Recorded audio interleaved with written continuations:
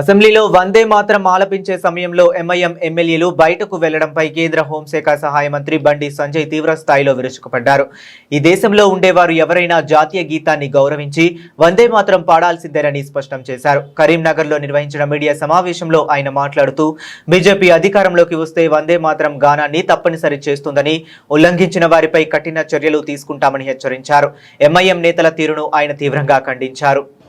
గౌరవ రాష్ట్రపతి గారు, గౌరవ గవర్నర్ గారి యొక్క అధికారిక కార్యక్రమాల్లో వందే మాతర గేయాన్ని ఆలపించడం తప్పనిసరి చేస్తూ రాజ్యాంగాన్ని అనుసరించి కేంద్రము చట్టం చేసిన విషయం వాస్తవం. ఉత్తర్వులు జారీ చేసింది. ఆ ఉత్తర్వులను ధిక్కరించి వాళ్ళ నిండు శాసనసభలో దాన్ని ధిక్కరించడము ఎంతవరకు కరెక్టో గౌరవ స్పీకర్ గారు ఆలోచించాలి. గౌరవ గవర్నర్ గారు ఉన్నారు, స్పీకర్ గారు ఉన్నారు, ముఖ్యమంత్రి గారు ఉన్నారు, శాసనసభ్యులు ఉన్నారు, అందరు ఉన్నారు. వాళ్ళ కనీసం ఎవ్వరు కూడా వారించకపోవడం, ఇది తప్పు అని చెప్పి వాళ్ళని కనీసం చెప్పకపోవడం, ఇది ఎంతవరకు కరెక్టో శాసనసభ్యులు, గౌరవ స్పీకర్ గారు ముఖ్యంగా ఆలోచించాలి. ఎందుకంటే శాసనసభ్యుల మీద చర్యలు తీసుకునేటువంటి అవకాశం ఎవరికి లేదు. వాళ్ళ కస్టోడియన్ ఎవరు? స్పీకర్కి అధికారులు ఉన్నాయి. ఇప్పటికే ఎమ్మెల్యేల పార్టీ ఫిరాయింపుల వ్యవహారంలో స్పీకర్ గారు తీసుకున్న నిర్ణయం పట్ల ప్రజలందరూ కూడా నవ్వుకుంటున్నారు. ఇదెక్కడ నిర్ణయం? రాష్ట్ర ముఖ్యమంత్రి గారే కండోహాలుగా ఆహ్వానించారు. ఆ నాయకులందరూ కూడా కాంగ్రెస్ పార్టీ నాయకులను చెప్పుకుంటున్నారు. అయినప్పుడు కూడా ఒక నాయకుడు అయితే ఒక పార్టీ మీద గెలిచి ఇంకో బీఫామ్ మీద ఎంపీగా పోటీ చేసిందని చెప్పి అన్ని ఆధారాలు ఉన్నప్పుడు కూడా క్లీన్ చిట్ ఇవ్వడంతో స్పీకర్ అనే వ్యవస్థ మీద, శాసనసభ వ్యవస్థ మీద ప్రజలకు నమ్మకం లేకుండా పోయింది. తిరిగి వందే మాతరం గేయాన్ని ఆలపించకుండా ఇలా ఎంఏ పార్టీ బహిష్కరించడము, కనీసం ఒక నోటీసు ఇప్పుడు కూడా స్పీకర్ గారికి విషయం తెలుసా? కేంద్రము 2026లో ఉత్తర్వులు ఇచ్చిన విషయం స్పీకర్ గారికి తెలుసా? ఇప్పుడు శాసనసభ సంబంధించి అధికారులు గౌరవ స్పీకర్ గారికి విషయం చెప్పిండ్రా, చెప్పలేదా? వాళ్ళకైనా తెలుసా?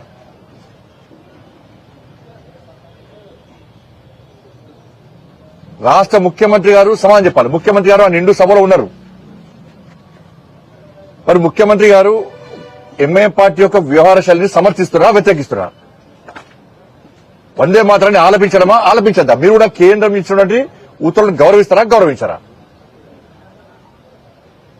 ఇది భారతీయ జనతా పార్టీకి సంబంధించినటువంటి విషయం కాదు. ఇది ఈ దేశంలో ఉండాలంటే వందే మాతరాన్ని ఆలపించాల్సిందే. ఈ దేశ పౌరులను భావిస్తే నిజంగా మేము ఇట్లా ప్రభుత్వంలో ఉండదు ఉంటే నెక్స్ట్ అధికారానికి వచ్చేది మేమే. ఎంఏఎం పార్టీ మెడల్ వంచి, గల్లబట్టి మెడల్ వంచి ఇలా వందే మాతర గీతాన్ని పక్క ఆలపించే విధంగా తప్పకుండా చర్యలు తీసుకుంటాం. మేము తెలంగాణ రాష్ట్రంలో ఉన్నటువంటి భారతీయ పౌరులను భావించే ప్రతి వ్యక్తి రాజకీయాలకు అతీతంగా వందే మాతర గీతాన్ని ఆలపించే విధంగా మేము పక్కా చెల్లించుకోవడం. ఎవరైతే వందే మాతర గీతాన్ని వ్యతిరేకిస్తారో వాడిని లోపడేసి, కటకట లోపడేసి భారతీయత ఏందో, భారతీయత గొప్పతనం ఏందో, భారతీయత దమ్మెందో చూపడతాం. మేము మెడలు వంచి బెదిరించి వాళ్ళు ఏం చేయాలో చేసి ఇది దమ్మున్నటువంటి పార్టీ, దమ్మున్న ప్రభుత్వం చేసేటువంటి చర్యలు. కానీ ఓటు బ్యాంక్ రాజకీయాలకు కకుర్తిపడి ఎంఏ పార్టీకి అడుగులో మడుగులో వాళ్ళ మోచేతి నీళ్లు దాక్కుంటూ కేంద్రం ఇచ్చిన ఉత్తర్వులను ధిక్కరించినా కూడా రాష్ట్ర ముఖ్యమంత్రి గారు, గౌరవ స్పీకర్ గారు స్పందించకపోవడం ఇంతకంటే సిగ్గుచెడి కూడా కాదు. దీన్ని ముఖ్యమంత్రి గారు చెప్పాలి, సమాధానం చెప్పాలి. ఎందుకు సమర్థిస్తారు? ఏ విధంగా సమర్థిస్తారు?